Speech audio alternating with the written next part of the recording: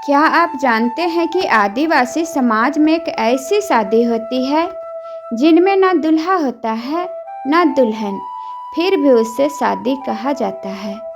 पूस महीने में होने वाली इस परंपरा को कहीं बड़का शादी तो कहीं हड़गड़ी पूजा कहा जाता है। आज हम इससे पूरी जानकारी और सच्चाई के साथ समझेंगे। बड़का शादी, हड़गड़ी पूजा क्या होती है?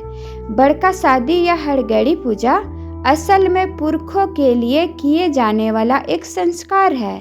आदिवासी समाज मानता है कि पूर्वज केवल याद करने की चीज नहीं, बल्कि आज भी परिवार और गांव की रक्षा करते हैं।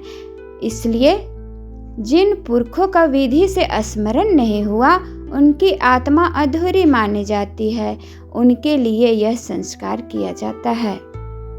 इससे हड़गड़ी क्यों कहा जाता है? कई इलाकों में इसे हड़गड़ी शादी इसलिए कहा जाता है क्योंकि यह किसी एक समय की खुशी नहीं, बल्कि हर समय याद रखने की परंपरा है। मतलब पूर्वजों को कभी भुलाया नहीं जाता। यह नाम ही बताता है कि आदिवासी समाज अपने पुरखों से कितना गहरा संबंध रखते हैं। पूस महीने में ही क्यों होती है? पूस महीना आदिवासी समाज में शांत, ठहरा हुआ और पवित्र माना जाता है। इस महीने खेती का काम कम हो जाता है, मन स्थिर रहता है, आत्मस्मरण का समय होता है। इसलिए यही समय पूर्वजों को याद करने के लिए सबसे उचित माना जाता है। बड़का शादी या हड़गड़ी पूजा का मुख्य नियम। यह संस्कार दिन में किया जाता है। घर या गांव के बुजुर्ग इसका नेतृत्व करते हैं। दिया, धूप, चावल, जल, अन्न चढ़ाया जाता है। कोई शोर शराबा नहीं होता है। नाच गान नहीं किया जाता है, कहीं कहीं करते भी हैं। सब कुछ सादगी और संयम से होता है। यह डर या दिखावे की रस्म नहीं है।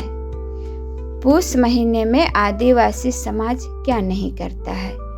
यह महीना स्वयं का होता है, इसलिए कुछ काम रोके जाते हैं। नई शादी नहीं की जाती, बड़े उत्सव नहीं मनाए जाते, ज़्यादा हंसी मजाक, नाच गान नहीं किया जाता। नया घर, नया काम, बड़ा काम शुरू नहीं किया जाता, क्योंकि ये पूर्वजों को याद करने का, उनका पूजा करने का, उनका शादी का महीना होता है। पूस महीने में ही क्यों किया जाता है?